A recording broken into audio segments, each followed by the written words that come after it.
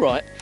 What B is a quiz show that started in 1983, had a very cheap set, watched by up to 10.5 million people, and starred teenagers. It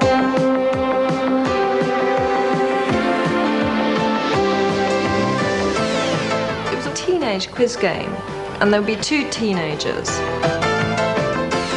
It was very, very exciting because the screen used to light up. This show, I have no idea what it was. Who was it? Bob Monkhouse? Lemonade, please, Bob. No, it's Bob Holness. Let's play Blockbusters. Everybody watched Blockbusters.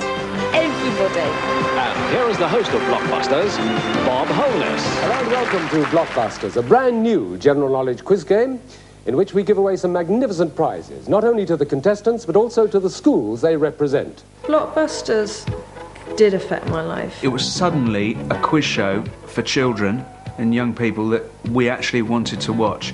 Before, we'd had really dire things like Screen Test, which were like an extra lesson. What F is preceded by pelvic? Yes, Tim?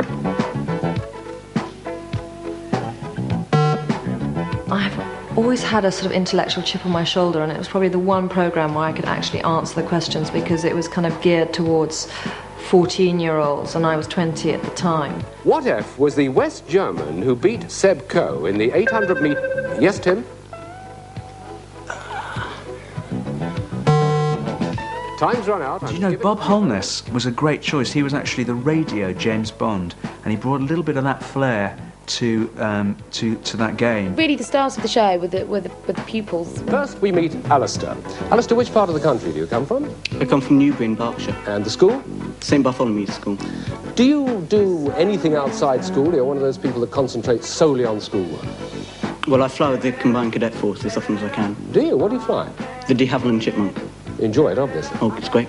Well, good. The kids on Blockbuster were SWATs. I remember them as being SWATs and kind of, hello, Bob. Yes, Bob. No, Bob. I'd like this, Bob.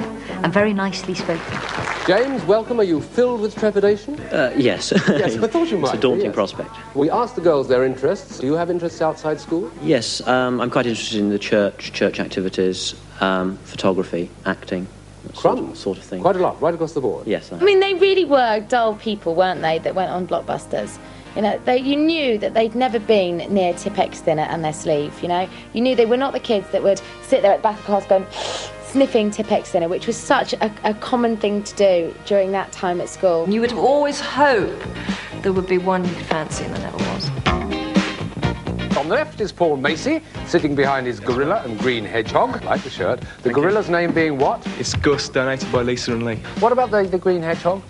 Hey! It's, They all had their mascots, and I would sort of look at these kind of guys thinking, you know, how can a guy have a mascot?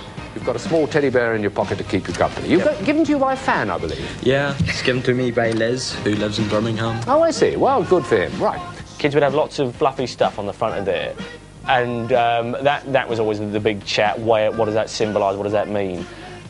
Always something quite dull. Oh, and there's a brass object. I must include that. There's a brass... Oh, yes. What is it? It's from my brother. It's good luck. I don't know quite what it is. The mascots were part of the joy of the programme. The nation would have erupted if those mascots had gone. I always used to get really excited when it came to a gold run. Is it a gold run? Dad! Everyone would come into the front room, sit down for the gold run.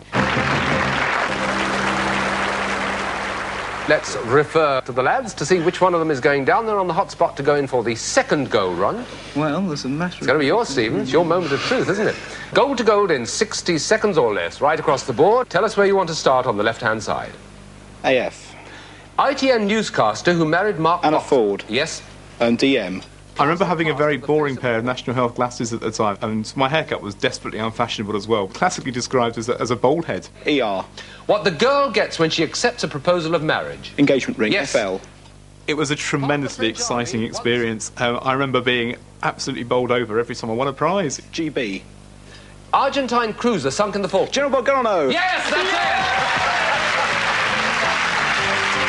it! There was one particular question I remember with great fondness, because the question was based on the phrase "a leap in the dark," and they went on to say, what L do you make in the dark when you're unsure of the consequences of your actions? What L do you make in the dark when you can't see the consequences of some action?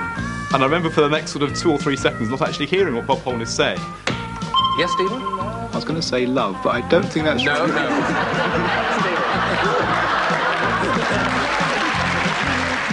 I've seen it on video a couple of times since, and every time I think, why did you say that? What O is the generic word for any living animal or plant, including bacteria and viruses? Orgasm. Oh.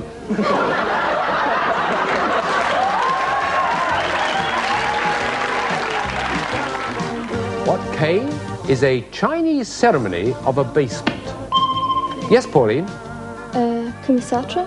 No, no, no. No, it's something quite different. I suppose one of the longest lasting effects of Blockbusters, as everybody will realise, I guess, is Can I Have a Pea, Please, Bob? Now then, I didn't want you telling me to shell the peas. No, sir. So I got some frozen ones, right? I'll have a pea, please, Bob.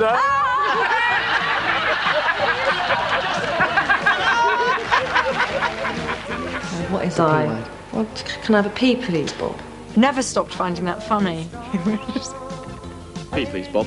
Pea, please, Bob. Katie, I'll have a pea, please. Okay. Oh, God, you said absolutely wait yourself. I'll have a pea, please.